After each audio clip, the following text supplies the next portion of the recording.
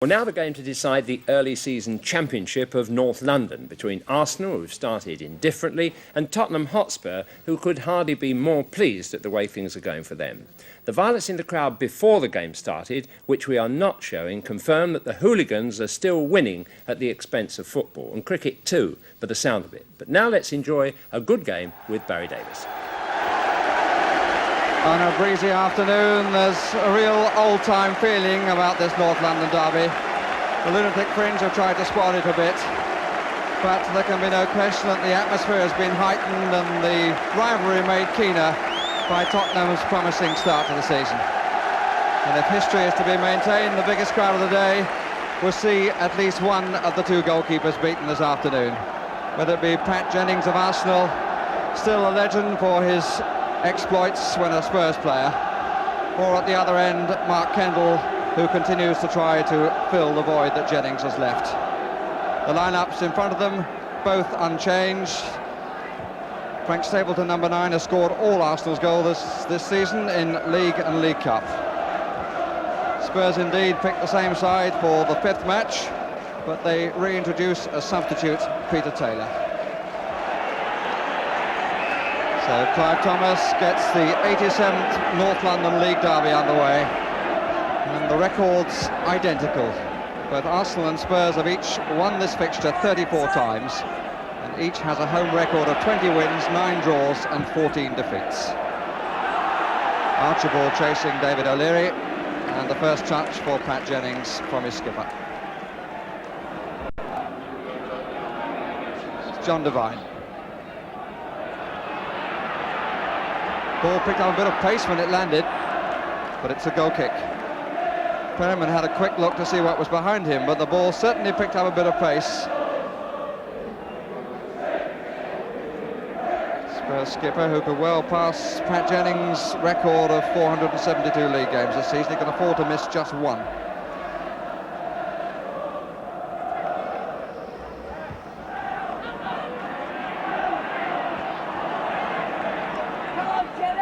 Sansom.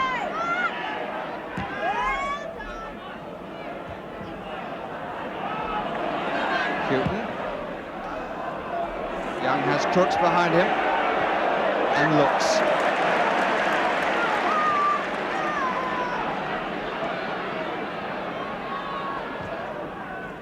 It's too long.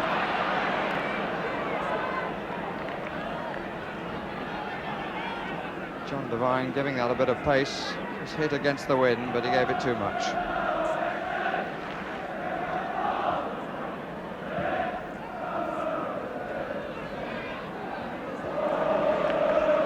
Ricks looking for Sansom coming left. Arsenal now have 4 players on the 18-yard line. Stapleton, Sansom! Well, you could see what the number 9 was going to do, and Kenny Sansom was moving to the right to take it. Nice use of the chest, setting up a player moving on the right side as we looked. Sansom in a forward position.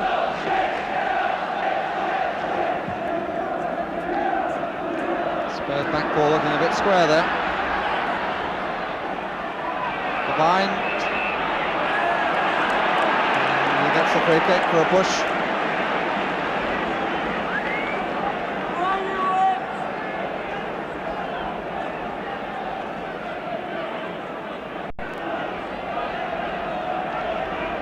Young is forward, number 6.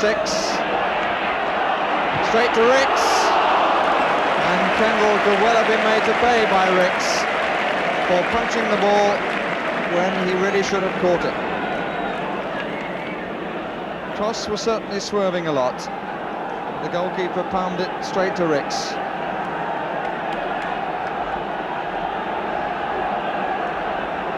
Archibald wants it. Tottenham not getting much joy up front.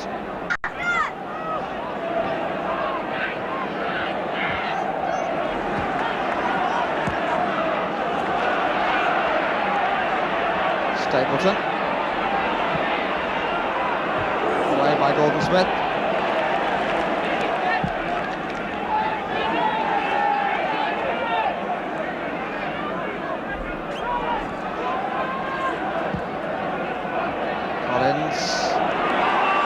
quickly at him, and a two-man break here for Tottenham.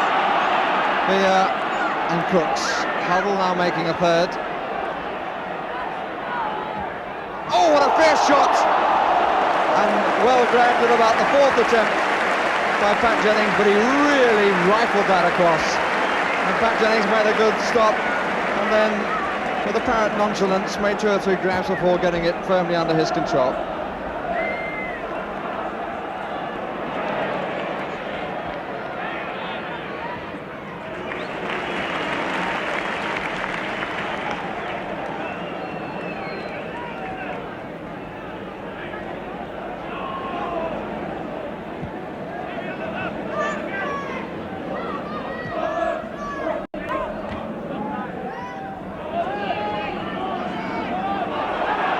Mistake by Ardiles, and Talbot trying to catch Kendall off his line. Ardiles running diagonally backwards got himself and his side into trouble. Talbot hoped that Kendall was forward, and he was, but his shot was too high.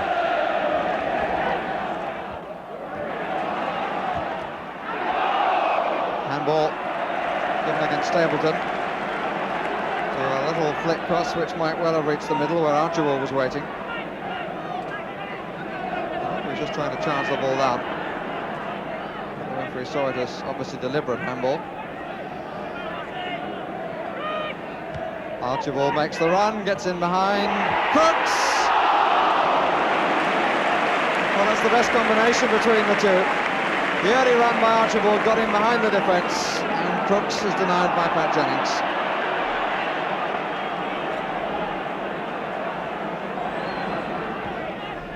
Contrast in the styles of the two sides.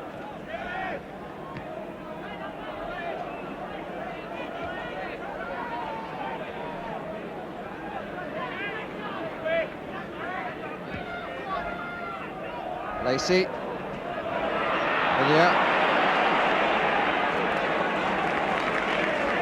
Hughton. O'Leary. Was looking for just that. Ardiles.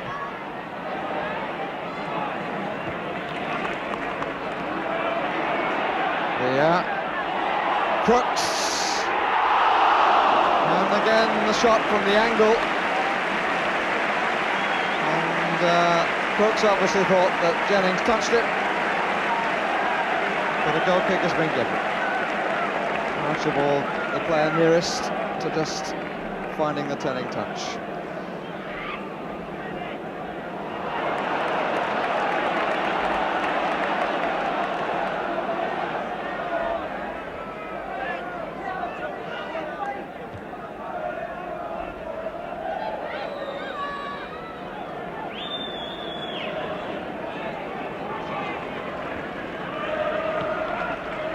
Ardiles, back for Archibald. Free kick has been given against O'Leary, which pleases the Scotsman and surprises the Irishman. The decision given by the Welshman, and it's an Englishman who quietens it down in Brian Talbot. Probably Tottenham's last chance in the half. And the referee wants the wall further back than it is at the moment. Spurs with 3 players to the left of the wall, right as we look, and that's Hoddle's shot, and this is Beers, and this is Archibald's, and he's the one that looks the unhappiest at the end. Jennings doing well with the earlier part, and Archibald with the easiest opportunity, from the stand at least, put it up over the top. And they come off at half-time with a blank score sheet, for which this man, Pat Jennings, is in no little way responsible. But Spurs certainly ending the first half very much on the up. They were frustrated for the opening 20 minutes or so, but they put some play together in the last 20 minutes.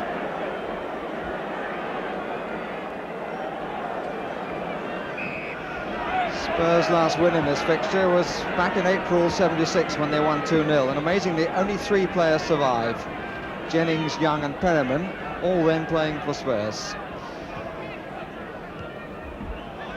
Here's Graham Ricks, and here's Price, and the goalkeeper caught in 2 minds, and Price gets in for really the simplest goal to put Arsenal ahead. How he got there completely unmarked to a cross ball, Spurs will certainly want to know, Kendall will certainly want to know, because within 22 seconds of the kick-off, Arsenal, who were on the rack at the end of the first half, are in front at the start of the second.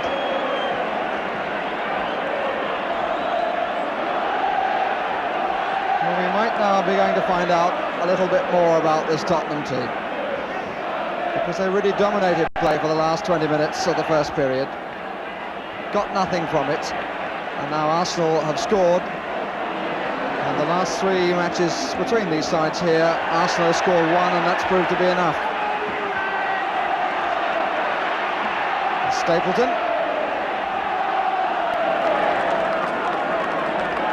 Keith Birkinshaw, shading the sun from his eyes, must really feel sick. He's never won this fixture since he took over as Tottenham's manager. Here's Perryman.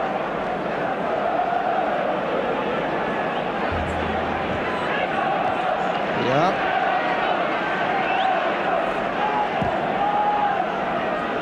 Crooks. Yeah. Crooks just inside. Oh, well played and well saved.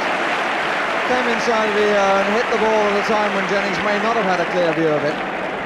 The goalkeeper down comfortably enough.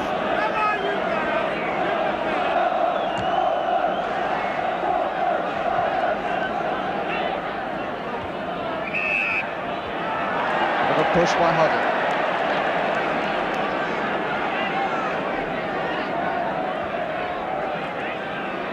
Ricks. Just a half a change of gear. Sanson. Another little dance. Oh! Beautifully struck. And too close for comfort for Mark Kendall.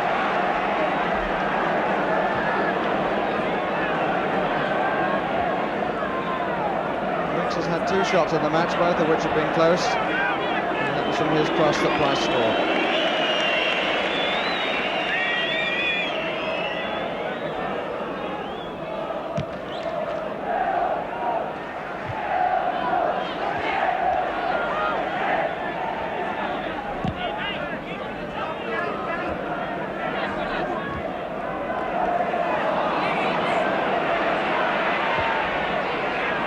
Ricks. Back again. And Ricks got completely away from Glenn Hoddle then. Kendall had to get down.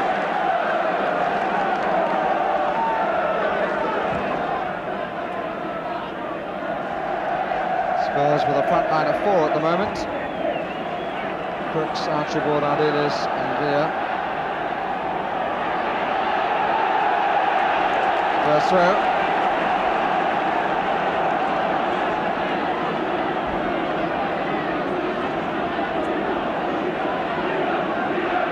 Hughton took his eye off it.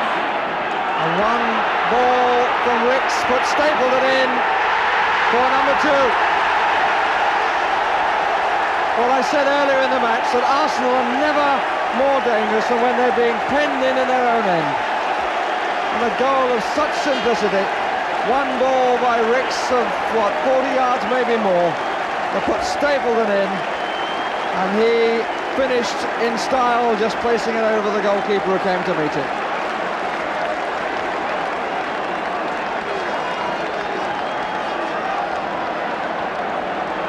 Arsenal supporters applaud, Spurs supporters must feel like weeping.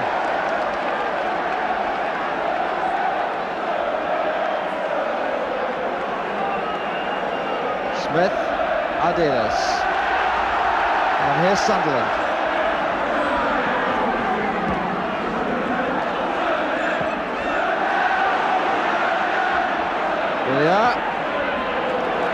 Hoddle.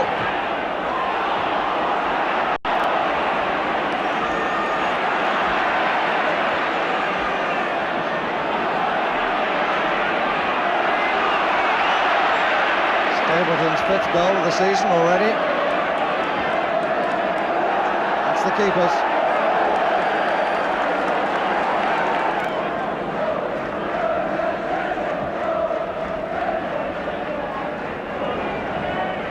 Hughton.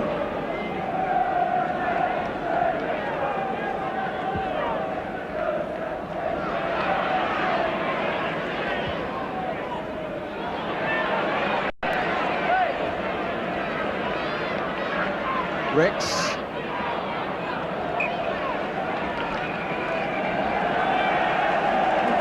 And Spurs about to remove a defender, Gordon Smith, and bring on Peter Taylor. All power to Keith Birkinshaw, prepared to gamble as he brings an extra front player into the line. Hughton.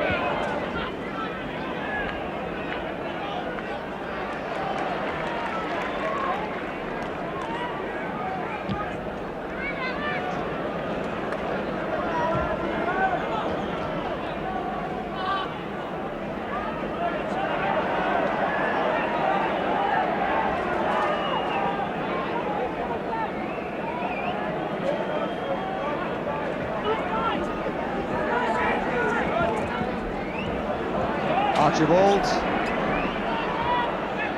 Crooks, and the bulk of Willie Young impressively in the way again.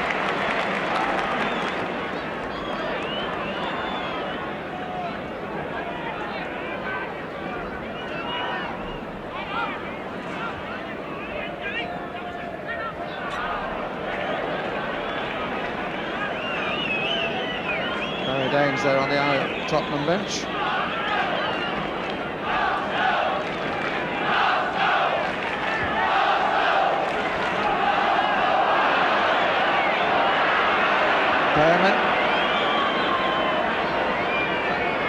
Perryman again.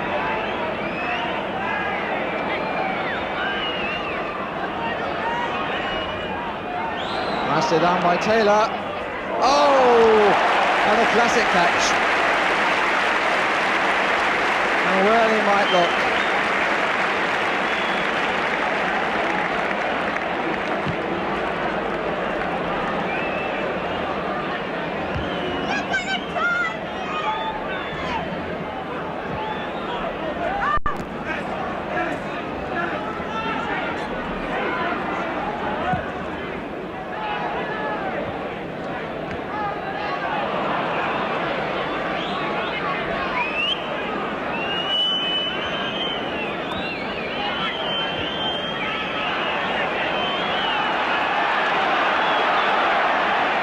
Here's Ricks, Kendall to meet him.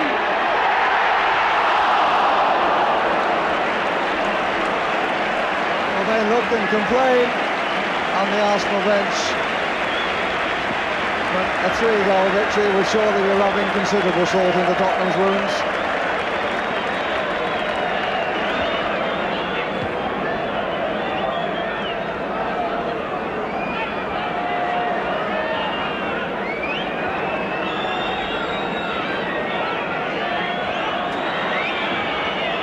Hoddle trying to get Taylor in.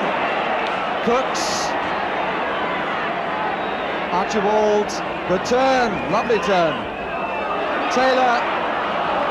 But the easiest of saves from Pat Jennings at the finish.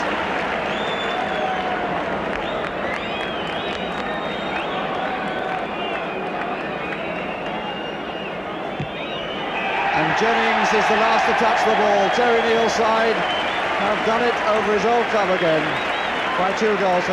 Keith Birkinshaw offers his hand in congratulation. Graham Ricks, the architect of both goals, scored by Price and by Stapleton. And what makes it worse for the Tottenham supporters is that this was the man who denied them when they had their fine spell in the last 20 minutes of the first half, their former goalkeeper, Pat Jennings. Well, very simply, Tottenham won the first half and failed to score. Arsenal won the second and did, which will give them confidence as they endeavour to compensate for the loss of Liam Brady. Most people expected Graham Rix to assume Brady's midfield authority, but as he confirmed to me, that's not possible playing as a wide midfield man. It puts pressure on me because then I think, I've got to do something magic, you know, and I haven't really if I just knock it simple and do my job. But the longer I'm out of the game, I think that more there's pressure on me to do something extraordinary, which I shouldn't have to do really. But if I asked you whether you thought you were a wide midfield player or a central one at this moment, your own opinion, what would you say? I'd say a central midfield. That's where I want to play, central midfield. But I don't mind playing wide on the left at the moment, you know. Well, it took Graham a long time to get in the game in that position, but when he did, he was devastating, quite often linking with Kenny Sansom, who seems really a superb investment. The twin left feet on the left-hand side of the field did really set some problems for Spurs. Here's Sanson's on the ball, he flicks it out to Rix, but so often from that wide position, he finds himself shooting for an angle or providing crosses for other players. I think he'd be so much more effective if he were able to dominate more from the middle of the field and use that sort of control and sweet left foot to initiate moves all over the pitch. Here he just shows the sort of thing he's capable of and how well he can finish really with either foot when the opportunity arises. He'd score a lot more goals from midfield than he does from the left wing. This was the chance with that sweet left foot that he set up for David Price. You can blame Mark Kendall if you like, but on the other hand, that was a curling teaser, tempting him to come, but wondering at the same time whether he should. David Price finishes it off bravely. And the longest through ball in the world could go in the Guinness Book of Records coming up now. It shows that he has tremendous vision. He got the break of the ball there, but he whacked that in the air, wind behind it, wondered if it was ever coming down. But when it did, it was perfect for Frank Stapleton on the second bounce, and I'm afraid Kendall's position there made the job even easier for him. So there's no doubt in my mind, if Arsenal were thinking of buying a midfield player for Graham Rick's sake, and perhaps for England too, he should have a good left foot and want to play wide on the wing. Well, as it happens, it's the second time I've seen Spurs this season, and I've enjoyed both the games. Their mix of nationalities provides an interesting blend, but yesterday they contributed to their own downfall by naively trying to pick their way through the centre of Arsenal defence with 6-inch passes, leaving acres of empty space on the wings.